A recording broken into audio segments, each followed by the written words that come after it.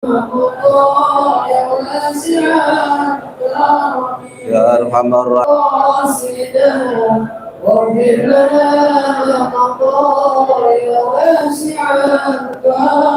Allahumma salli wa sallim wa barik alaihi wa ala alihi. Alhamdulillahi rabbil alamin wa bihi nasta'in ala umuri dunya waddin. Wassalatu wassalamu ala asrafil anbiya'i mursalin sayyidina habibina wa syafiina wa maulana Muhammadin wa ala alihi wa sahbihi ajma'in wa la hawla wa la quwwata illa billahil aliyyil azim. Amma ba'du, yang terhormat dan sama-sama saya hormati Ketua DKM Masjid Al-Maidah Abu Haji Suko dan jajarannya, para pejabat dari BPS SDM yang saya sebutkan namanya satu persatu, kawan-kawan kami Poltekim, putra dan putri yang saya sebutkan namanya satu, namun tidak mengurangi rasa hormat dan takzim saya. Malam ini malam ke-17, malam Syahrul Ramadan unzilat bihil Qur'an. Kita memperingati malam nuzulul Qur'an. Setiap agama pasti punya kitab sucinya apa? Tahun Nasrani, Injil. Buddha, Weda bukan? Weda. Pasti setiap penganut agama punya kitab suci. Alhamdulillah kita umat Islam diberikan hidayah Allah meyakini kitab suci kita Al-Qur'an. Kenapa kita meyakini kitab suci Al-Qur'an? 3. Kenapa kita meyakini kitab suci kita Al-Qur'an? Ada 3. Pertama, ajarannya tuh sesuai dengan fitrah manusia. Apa? Ajarannya sesuai fitrah manusia. Sekarang saya mau tanya sama kawan-kawan, siapa namanya abang kita? Bang Ali. Bang Ali suka perempuan nggak? Senang sama perempuan nggak? Senang. Berarti normal. Fitrah manusia. Yang perempuan senang anak laki-laki enggak? Senang. Fitrah manusia. Bisa berlanjut nanti dengan pernikahan. Nah, di ajaran kita ini ada namanya fitrah. Kira-kira tentang Al-Qur'an. Apabila ada dikatakan Quran ini mengatakan tak boleh nikah, bertentangan nggak tuh? Bertentangan. Jadi ajaran Al-Quran itu harus tidak bertentangan dengan fitrah manusia. Ya, bahkan di undang-undangnya diatur di negara kita, Undang-Undang nomor 174 dan kompilasi hukum Islam. Itu pernikahan. Jadi harus sesuai dengan fitrah manusia. Tuh kita meyakini Al-Qur'an. Kemudian kenapa kita meyakini Al-Qur'an? Karena kitab suci kita tuh tidak bertentangan, konsisten, konsekuen. Jadi kalau ada keterangan Allah itu esa, berarti di surat yang lainnya Allah itu esa. Jadi tidak bertentangan yang satu dengan yang lainnya. Jadi itu yang membuat kita menjadi meyakini Al-Qur'an karena tidak saling bertentangan. 2. Ketiga, kenapa kita meyakini Al-Qur'an sebagai tangan manusia? Tidak ada campur tangan manusia. Bahkan ditantang oleh Allah.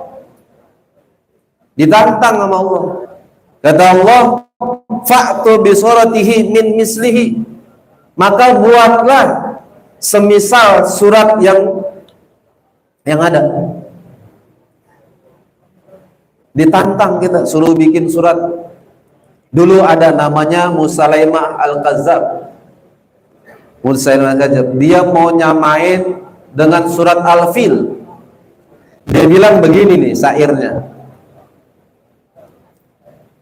Al-Fil, gajah. Wama al-fil, apa itu gajah? Wama adraka al-fil, apakah kamu tahu apa gajah itu? Lahu mutawwil, belalainya panjang. Lahu jail, buntutnya panjang. Ini mah gak usah pakai kasih tahu, anak SD juga nanti itu mah mau nyaingin surat Al-Fil, nggak bisa, nggak ada yang bisa menandingi Al-Quran. Dan Al-Quran itu dijaga, walaupun dulu Al-Quran tuh aslinya Quran tuh gundul, nggak ada barisannya, nggak ada barisan tuh Quran gundul. Makanya yang sekarang ini Al-Quran bid'ah, karena ada harokatnya, ada warna-warnanya lagi. Dulu kalau mau kembali ke Al-Quran yang dulu gundul, ya kita yang gondrong aja nggak paham, apalagi yang gundul. Ada ilmu alatnya. Contoh di mukjizat Quran, dia kalau salah maka bisa dikenakan hukuman sama negara karena melanggar hak cipta. Contoh Bismillah dalam surat Alhamdulillah, di situ ada bismi, banyak harfu jer, ismi karena majrur, dibacanya jer, dibacanya kasroh, maka bismi. Nggak boleh dibaca bisma, bismu, maka kalau dibaca itu sama MUI juga ditegur, sama anak-anak pondok pesantren juga ditegur. Nggak boleh melanggar kaidah, karena ada ilmu alatnya namanya alfiyah, ada ilmu alatnya namanya jurumiyah, ada ilmu alatnya namanya imriti. Nggak sembarangan tuh. Makanya sama kiai sama ustadz tuh nggak sembarangan, dia harus punya ilmu alat buat pegangan. Bismi, bismi, jer majrur, Allahi jadi mudhof ilaih, idhofah susunannya, maka di situ Allahi, bismillahi, nggak boleh bismillahu, bismillah, karena dia situ mudhof ilaih. Ar-Rahmanir Rahim, Ar-Rahmanir Rahimi, itu bahasa nahunya. Kenapa menjadi naat, menjadi sifat kepada siapa? Kepada Allah, karena dia huruf jer, maka jer semua tuh. Kasroh, kasroh, kasroh. Bismillahirrahmanirrahim. Tuh kalau salah ngarokatin, ngi'robin, maka dia salah. Makanya dijaga Al-Quran sampai detik ini, 14 abad ini, Al-Quran dijaga oleh Allah Subhanahu wa ta'ala. Selain daripada para hafiz-hafiz, dijaga juga sama orang-orang ahli nahu sorof gitu. Jadi kita bangga kita punya Al-Quran yang kita imani, kita enggak salah. Alhamdulillah, setiap malam di kita kawan-kawan Poltekim setiap malam baca Quran, bahkan menghatamkan. Kata Imam Nawawi dalam kitab Riyadus Shalihin, kalau Nawawi Syekh Banten yang kita belajar setiap tentang hukum sholat fikih, dia nih ibunya nih takjim sama pengarang kitab Riyadus Shalihin. Malam 17 dalam umur kandungannya 7 bulan itu lagi buat sahur, nasinya berubah jadi emas semua. Ya Allah, saya nggak minta ini, saya minta anak saya jadi ulama besar. Benar tuh, diprogram Allah jadi ulama hidayah Makkah Madinah, yang dijaga. Bahkan beliau kitab tafsir Marolamin, dan itu murid-muridnya daripada organisasi besar di Indonesia, baik NU dan Muhammadiyah, Syekh Hasyim Asy'ari dari NU, Syekh Ahmad Dahlan dari Muhammadiyah. Jadi satu guru satu ilmu, jangan pada ribut.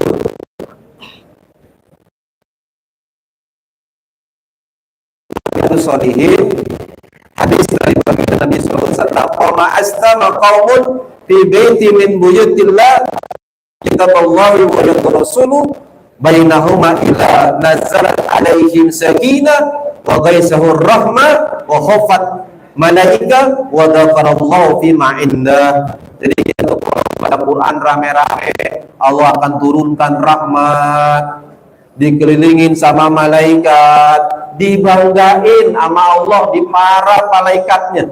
Tuh, subhanallah. Oleh karena itu terus kita baca Al-Quran. Demikian dari saya, bukan menggurui, ingat mengingatkan kita dalam hal kebaikan. Wallahu muwaffiq ila aqwamit thoriq. Wassalamualaikum warahmatullahi wabarakatuh. Waalaikumsalam.